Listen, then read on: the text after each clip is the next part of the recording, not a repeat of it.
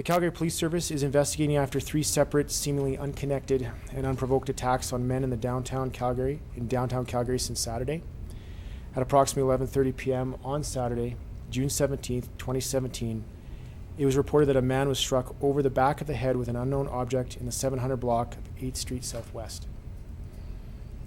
The victim was transported to hospital in life-threatening condition, but has since been upgraded to stable. Just after midnight on Monday, June 19th, 2017, a man was using a payphone at the Safeway in the 800 block of 11th Avenue Southwest when he was struck in the back of the head with a piece of concrete. The victim was transported to the hospital with life-threatening injuries. He has since been upgraded to stable condition. At approximately 4 a.m. today, Tuesday, June 20th, 2017, 2 officers patrolling downtown discovered an unconscious man near the intersection of 8th Avenue and 9th Street Southwest. The officers discovered the man was in serious medical distress. It is believed he too was hit over the back of the head with a hard object. The victim was transported to hospital in stable condition. Investigators are seeking assistance from the public to identify a man they believe may be involved in all 3 incidents.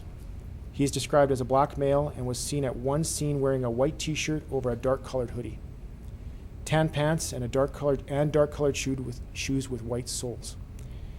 The 3 victims are not believed to be connected to one another. However, it is not yet known what prior involvement, if any, they may have had with the suspect prior to these assaults. In one case, a man was attacked while standing with 3 other individuals.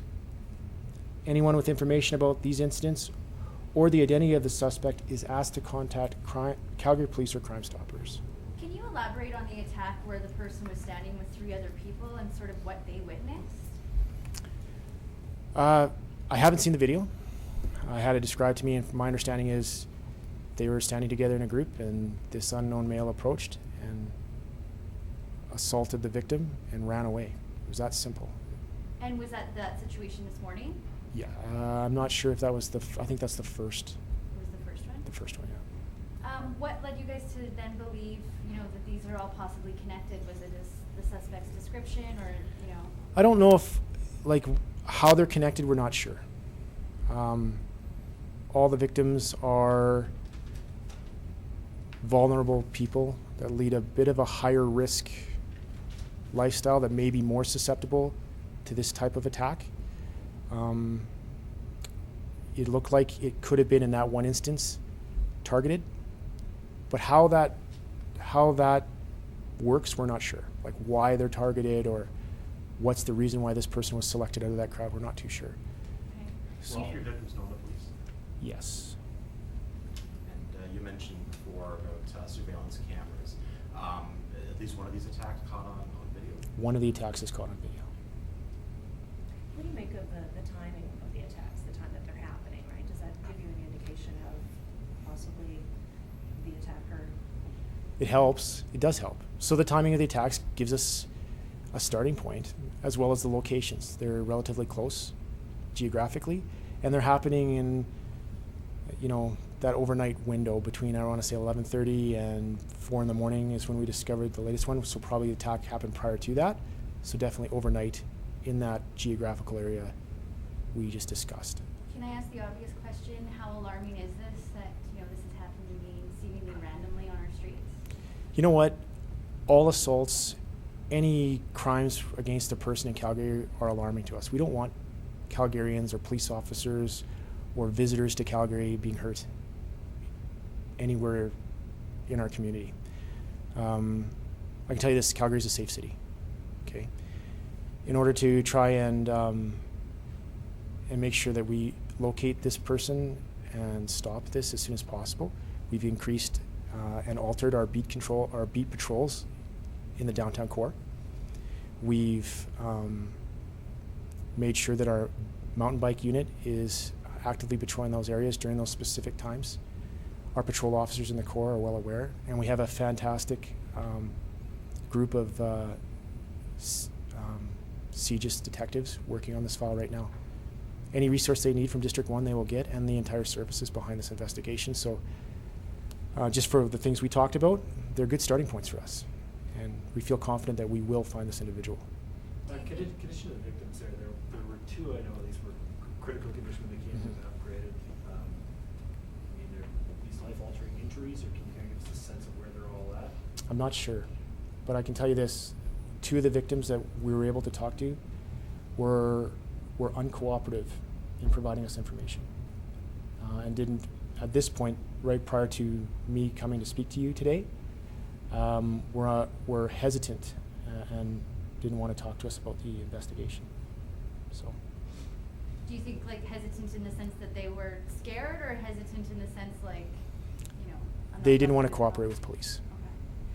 Okay. Do you guys think that this person may live or work in the area, just given sort of where it's all laid out?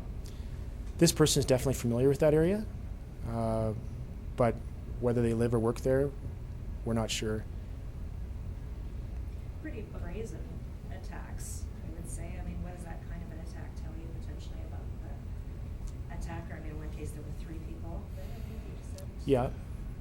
You know, it's tough to speculate what the motivation for this is at this point, because we're still working on that. And the investigators we have, once we figure out for sure how these things are connected and what the motivation is, I think that that'll be a big advantage to us in locating this person quicker. So. With the witnesses that were there when one of the men was hit, have they been able to provide any more information? Do they say if he said anything? Well, the witnesses that were there for the one we captured on video, they did try to chase this person for a bit, but when they realized they couldn't, they came back to render assistance to their friend or to their acquaintance, and they called 911.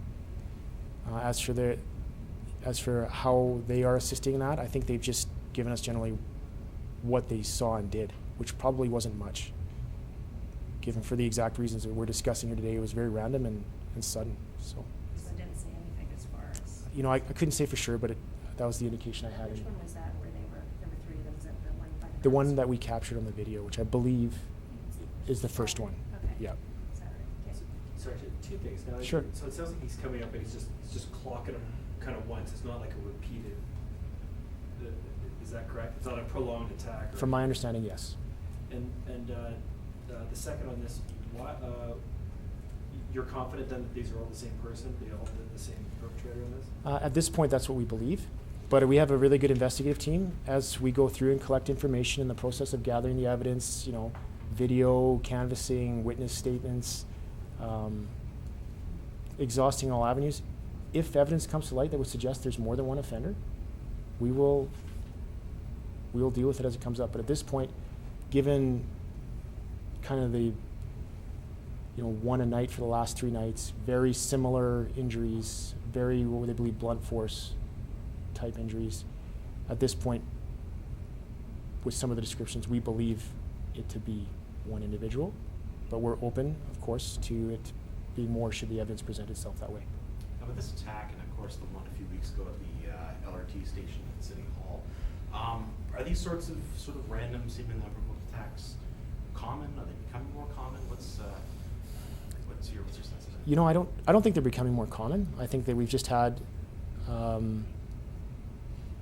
recently just a few sensational ones. Like the one at the C train station was tragic. It was terrible. But it was, again, it was random, and that offender's been apprehended and being dealt with. I think the circumstances around that we've gone over before. I can say unequivocally that the downtown core is very safe. Calgary is a safe city to live in. You know what? But the general safety messages that we put out all the time, or have been more recently put out, like, be just very, very cognizant of your surroundings. If you see something suspicious, call the police. We want everybody to be safe. So.